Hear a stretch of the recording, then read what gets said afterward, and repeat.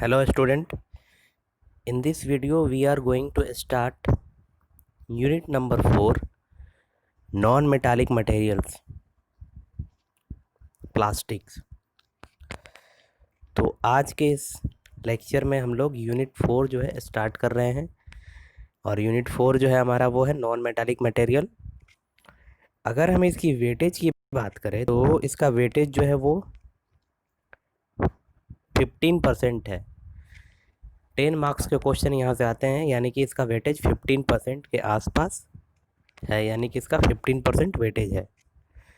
तो सबसे पहले अगर हम बात करें प्लास्टिक्स की, तो एक्चुअली जो प्लास्टिक्स होते हैं वो पॉलीमर के ही क्लास होते हैं। Plastic is the class of polymer that can be shaped into hard tough utility article by the application of heat and pressure. Heat और प्रेशर को अप्लाई करके प्लास्टिक को बनाया जाता है, उसके शेप को उसको शेप दिया जाता है। तो अगर हम बात करें पॉलीमर की, तो बेसिकली पॉलीमर जो होते हैं, पॉलीमर एक्चुअली हम लोग जो हैं वो पॉलीमर से घिरे हुए हैं। हमारे चारों तरफ आसपास जो भी कुछ है वो पॉलीमर है। जैसे कि हम अगर जो पेपर यूज कर रहे हैं लिखने के लिए, वो क्या है, वही पॉलीमर है। जो हम लोग पेपर यूज करते हैं वो पॉलीमर है। क्लॉथ जो हम लोग पहनते हैं, कपड़े जो हम लोग पहनते हैं, वो भी क्या है, पॉलीमर है। जो हम लोग पेन यूज करते हैं लिखने के लिए, वो भी पॉलीमर है। एक्चुअली हम लोग कह सकते हैं कि हम लोग जो है वो पॉलीमर से घिरे हुए हैं। कपड़ों से लेके बकेट से लेके हर चीज़ जो है पॉलीमर का बना हुआ होता है। इवन कि हमारा जो बॉडी है, ह्यूमन बॉडी जो है वो भी पॉलीमर का ही बना होता है। और हमारा जो बॉडी बना होता है वो डीएनए और आरएनए का बना हुआ होता है, प्रोटीन का भी बना हुआ होता है। तो डीएनए, आरएनए और प्रोटीन का हमारा बॉडी बना हुआ होता है। तो अगर पॉलीमर की हम बात करें तो पॉलीमर जो है वो बेसिकली एक ग्रीक वर्ड है। पॉलीमर एक ग्रीक वर्ड है। पॉली का मतलब होता है मैनी और मर का मतलब होता है पार्ट, मैनी पार्ट। पॉलीमर मतलब मैनी पार्ट। जैसे अगर हम बात करें कि इन टाइम्स स्मॉल स्मॉल यूनिट जब मिलेगा तो क्या बनाएगा, बिग यूनिट बनाएगा। इस एन टाइम्स अगर स्मॉल यूनिट है तो उसको अगर हम पॉलीमराइजेशन करते हैं तो वो बिग यूनिट बनाएगा। उसी तरीके से एन टाइम्स स्मॉल यूनिट्स अगर मिलता है तो बिग यूनिट बनाता है।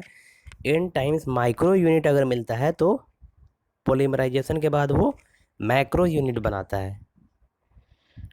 ठीक उसी तरह से जब एन टाइम्स मोनोमर्स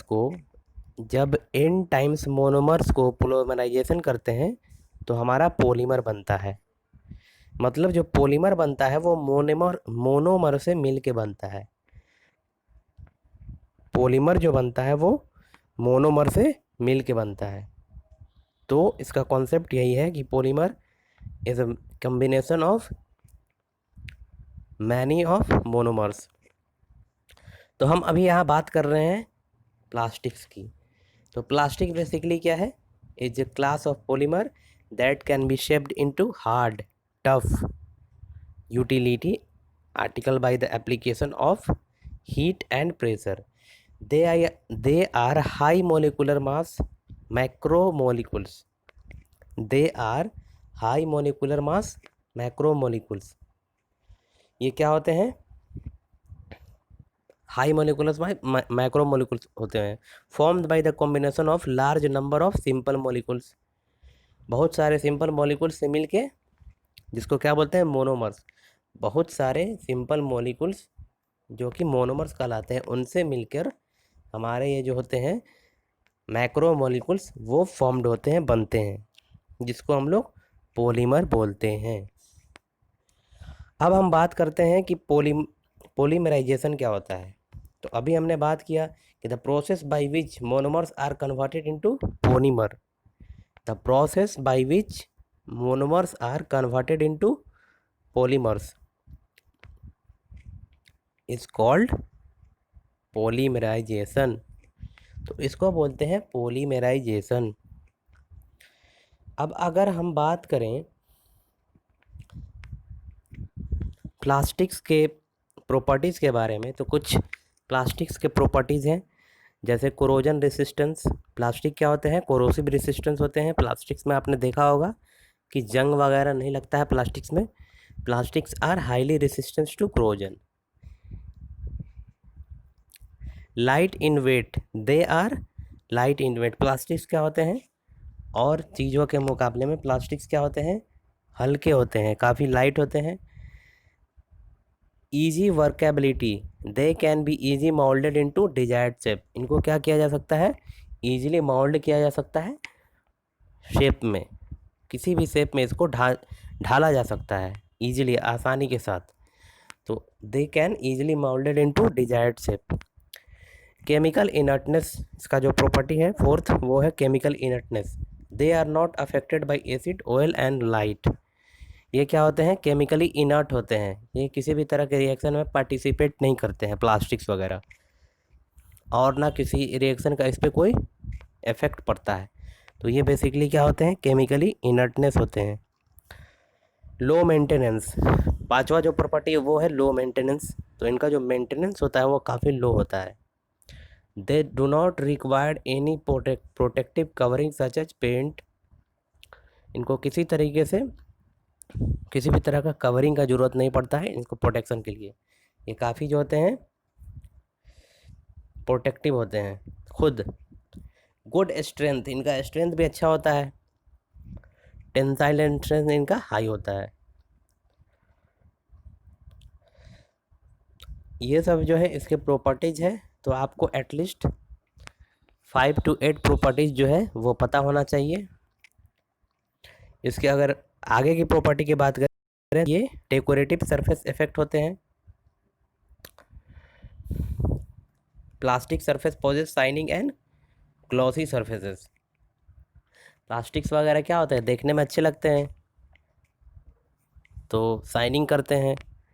तो ये सब चीज़ें हैं जिसकी वजह से आजकल प्लास्टिक का डिमांड काफ़ी अच्छा बढ़ चुका है। अब अगर हम बात करें हमारे जो पॉलीमराइजेशन है वो डिपेंडिंग ऑन, ये बेसिकली जो है वो दो तरह के होते हैं। दो तरह से पॉलीमराइजेशन किया जाता है। Polymerisation mainly occurs by the following two method. दो मेथड से पॉलीमराइजेशन बेसिकली आप लोग को जो पढ़ना है वो यही पढ़ना है।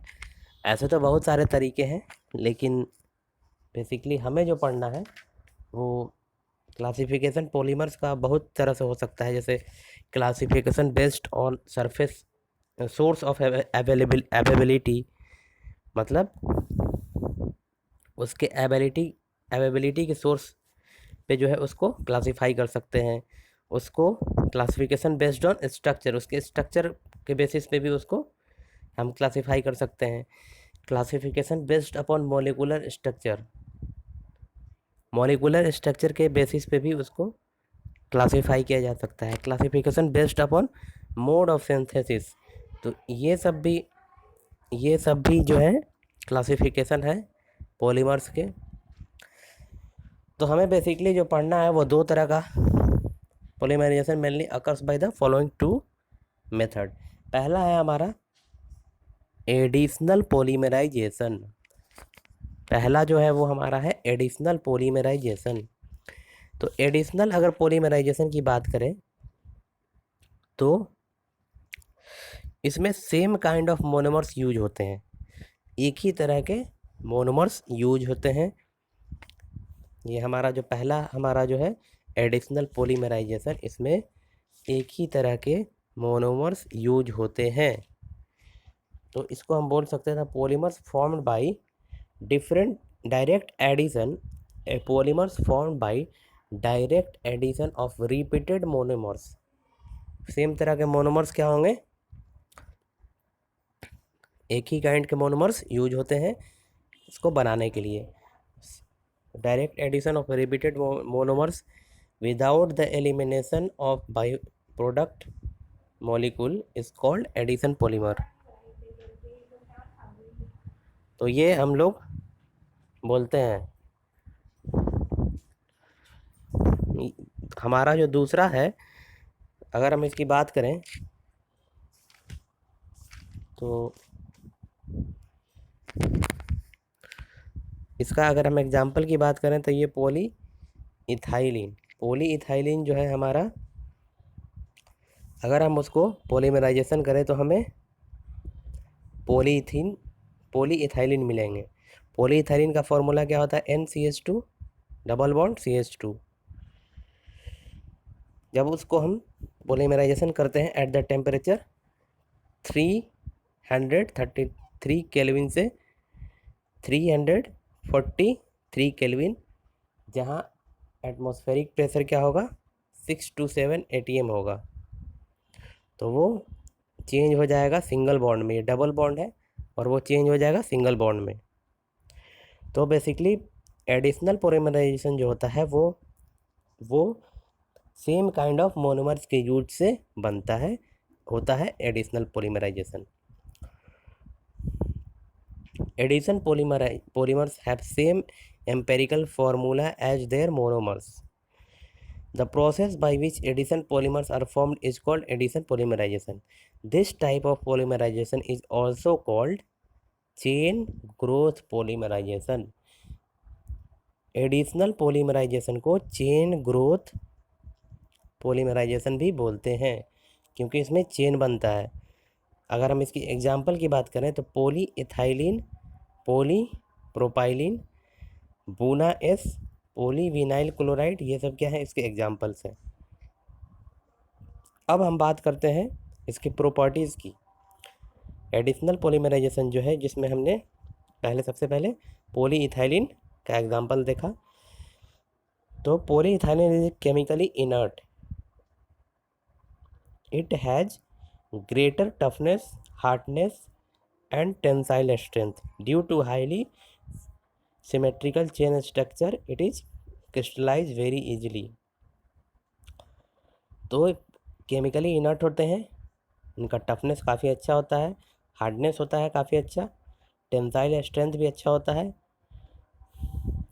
ये सब है इसकी प्रॉपर्टीज़।